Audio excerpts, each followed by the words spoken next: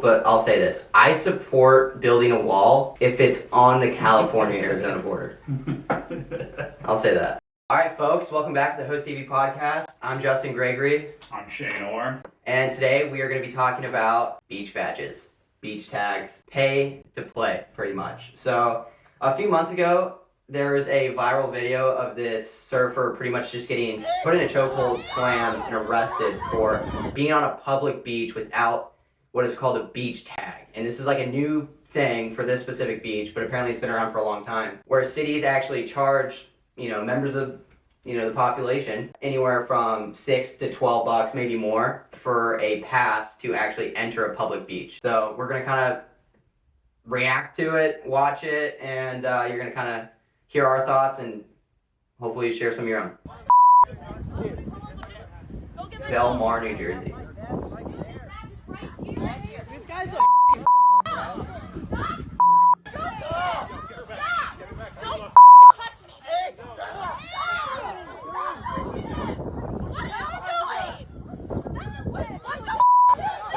police on there. So it's not just lifeguards or beach guys, because there are beach guys and patrollers who all like kids around there to quote unquote enforce their beach tag. Okay. But yeah, no, this is legit police. So this makes me feel like somebody probably called these guys over. Yeah, it would have been because the video kind of just starts in the middle of him actually being like manhandled and Yeah. Which I hate with all these videos. yeah. Because it makes these police officers look like complete dickheads. When, let's be honest, let's say the law is bullshit. Yeah. Like, let's say beach badges are total bullshit. Regardless, the police show up to do their job. You can't what do they call that? Resisting arrest. You can't resist them. Yeah, okay. What they did seems pretty awful just by this short 30-second clip. For sure. Don't condone those actions, obviously. That's pretty extreme over someone like swimming in the ocean. Apparently, what I heard was he was arrested for failure to identify because he couldn't identify. Like, could any of us identify if we were in the ocean in a wetsuit? Like, I don't take my ID with me, so that right there already seems like kind of an unreasonable thing. I think a judge would probably throw that out and be like, well, how could he identify if he's, just in his swim trunks? He'd have to like follow him to his car and give him a chance to identify. Also, if you're not breaking the law, you probably don't have to identify yourself. Like, You don't. Yeah, I mean, it depends on if you're detained or they have RS to stop you. Like, it's kind of a gray area. We don't know what went on before this. Maybe they got a call that this guy was drinking or punched somebody. Who knows? And they just misidentified, maybe fit a description, so he would be eligible for detainment.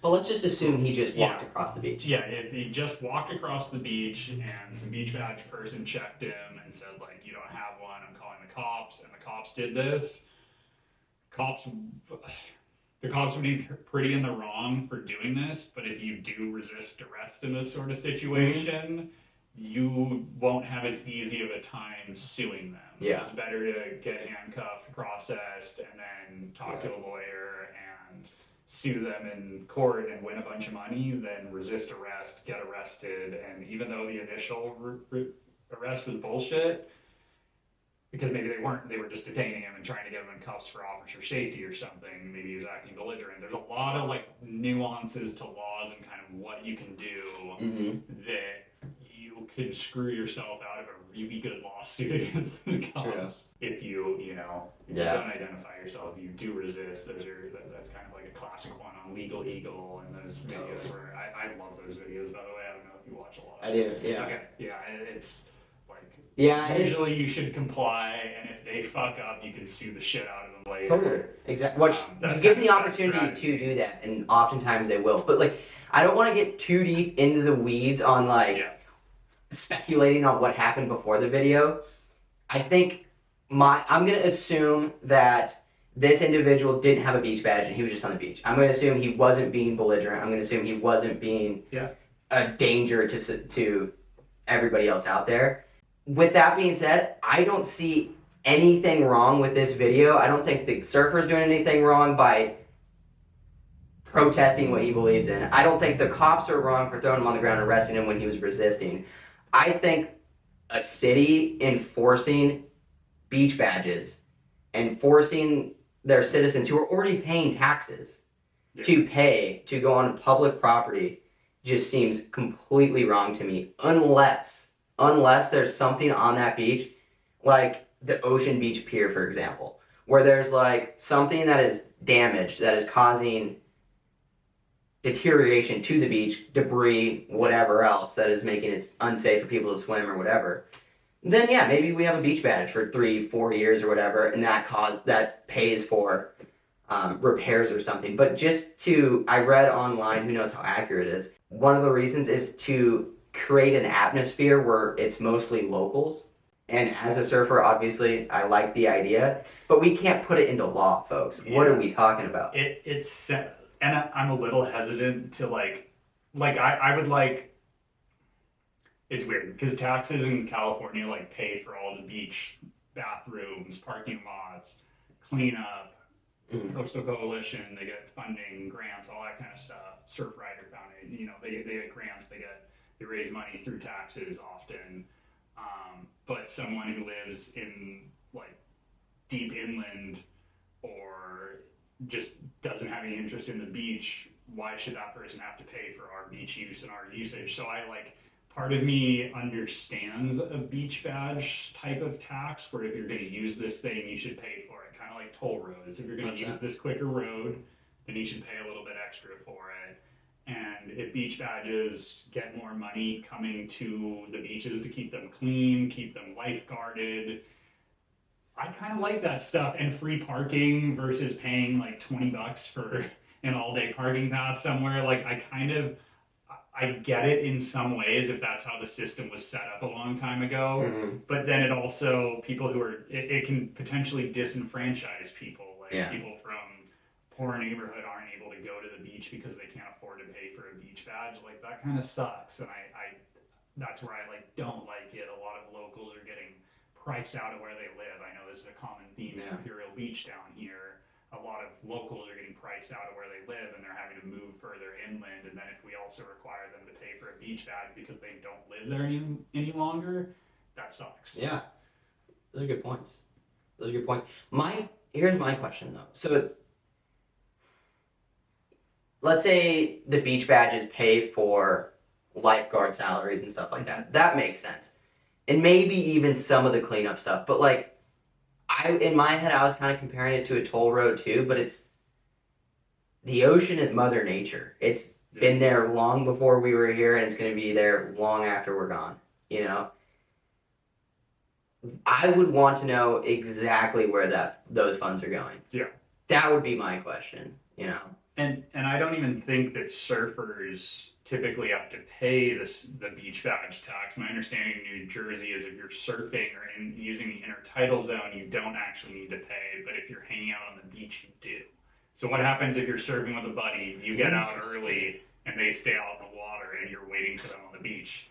That's kind of what it seems like might have happened here. They might have been waiting for someone, but they were surfing, so they weren't using the beach and they didn't have their ID. They weren't.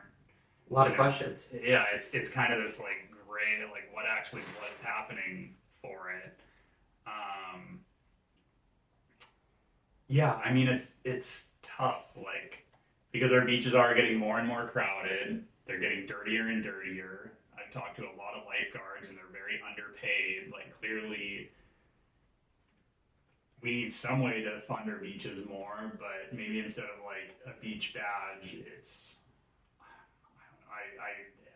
I hesitate to say everybody should have to pay a little bit to use the beach because a lot of surfers won't like that, and I don't even like it. Just sounds dirty saying that, but also if all of that money goes towards more lifeguards, keeping the beach clean, and stays on the beach, then I don't hate it quite so much. But if it ever excludes anyone from using it, if it's $20 for a day or some amount that for some families might be too much, I think that's just plain wrong. But I mean, I would love a little bit more money going towards our beaches because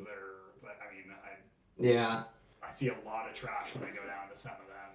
it kind of breaks my heart. But is that only beach users and surfers' responsibility when everyone else in San Diego could potentially contribute to that trash and gutters and going down San Diego River? Like, is it our responsibility to fix other people's mess? Yeah. I don't really think so. And I think the concern for a lot of people too is like, first it's this, then what? Then what? They're coming for our guns. Yeah. Like it's just, I get that perspective on it too, where it's like, you make some good points, and it's hard to argue. Hey, and I think the beach bag fee for this situation is, I think it's under $15, and I think it's for like a quarter, for like it's a seasonal pass. Pretty cheap. So it's, in the grand scheme of things, I think these beach badges, it's really almost an irrelevant sum of money. It's not a whole lot. It's not going to set you back. But I think the problem a lot of people have, including myself, is it's just the fact that there's that encroachment where now I feel like what was publicly mine is not mine anymore. And I feel personal about this, coming from like a hunting background too. Like, one thing I'm super passionate about is public lands, and I think having public lands for people to go and explore and hike and do all stuff is so amazing. And it devastates me every time I see like states that I really like to go and spend my time in not prioritize public lands, and then they sell off a lot of that land. That's and it's literally happening in so many states where you just don't have access to those places anymore. Yeah. I don't want this beach bags thing to turn into something like that in 30, 40 years, But in the grand scheme of things, I'm going to pay $12. I'll surf for a season. It's going to go clean up the beaches. And, let's be real, kind of deters a little bit of the riffraff. Yeah. There's some positives there. Yeah, the couple that was just in the shop getting bored, they were from Belmar, New Jersey. They were saying that it's a seasonal thing, too. It's not even in wintertime. It's just peak season that the beach badge is required. So, like, in San Diego, it's just summertime beach badges. Like, that's going to keep some surfers from surfing, but most of us are, like, not surfing that much. Or, I don't know. It's like, that's probably going to charge a lot of Arizona, we love you. Yeah, I was gonna say, dude.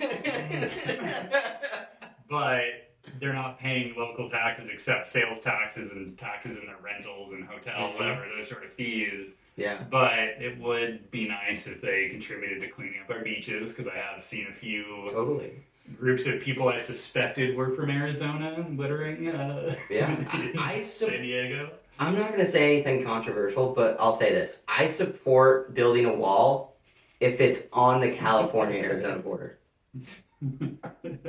I'll say that. I love Arizona. I know, I'm kidding. No, Sedona's a good place. Spiritual, man. Yeah, I like Arizona. I love the Grand Canyon, and I've fished plenty of it on Glen Canyon Dam, I think. Yeah, super fun fishing. Yeah. We're talking shit. Yeah. But you guys leave our beaches a little nicer than you found them. Totally. Yeah, I mean, it's such a tough issue, because then I was thinking, well, like, what if Hawaii did this and they had, like, badges to serve Pipeline, Sunset, like the big major waves, and that would be a good way to keep tourists out. But then also, what if that disenfranchised, like, what if they allowed a certain number of people so then it didn't get overcrowded? Yeah. But what if that disenfranchises some local Hawaiians and allows, like, rich tourists who are visiting there to, like, take one of their spots in the lineup? Like, I hate that idea. All of a sudden, I'm like, that just like leaves a dirty feeling. Yeah, I don't know, man. I'm just a naturalist. I feel like, personally, let us self-regulate. Yeah. Let us learn. Let us do it ourselves. I mean, why are we more regulation, more red tape, more things that you have to deal with? It's just, it gets so diluted. Yeah. Bureaucracies are notoriously inefficient. Like, it just... Thank you. It's not... Exactly. Usually is not better. Sometimes it is, and sometimes it's necessary. Totally. But, yeah, it's a tough one. Like, what is really the right way to go about this? Mm-hmm. Yeah, I guess we'll stay tuned. So apparently these beach badges have been around for a long time. This isn't a new thing, even though we've just seen it on social media. I thought, to be honest with you, I thought this was like a brand new thing that has just been implemented. But after looking it up, this has been a thing since the late 30s. Yeah. So it's easy for us to sit here on the West Coast and be like, that's wrong. They should be doing this. I've never even been to that town. So take everything I'm saying with a grain of salt, but it's some things to think about. I mean, they don't even pump their own gas there. Like, True. You know, they Yeah, need all same the with me. regulations. Yeah. There you go. I can't even smoke a cigarette when I pump gas anymore. I'm living in a communist country. Yeah, it's definitely an interesting issue, and I mean, I don't want beach badges. That's like I just think I wish California voters, especially in San Diego and the coastal cities, would just try to allocate a bit more funds for our beach because it really needs it. I mean, Coronado's been closed for months now, months and months and months, maybe even over a year. Like a consecutive 12 months of like closures because of pollution. Yeah. Like, Are you talking Silver Strand, like, yeah, IV? That shit's been closed for like 16 months, I think. yeah, like way too long. Yeah. And I wish, people put a little more value on keeping our beaches and ocean clean and protected. I mean, lifeguards they're underfunded, they're understaffed. Like, they are literally, I mean, as surfers, they are literally there, like, keeping us safe, and sometimes they're doing it for minimum wage. For That's sure. like Pretty crazy. having to risk their life for us for minimum wage feels really unfair. Mm-hmm. Yeah. And I guess the thing too, it's like, I'll complain about a beach badge, but there's a lot of places in Southern California that I'm not gonna be able to even paddle out without having to pay $15 for parking. Yeah. And I avoid those places, Yeah, but you're paying for it anyways, and in taxes and in parking Definitely. fees and yeah.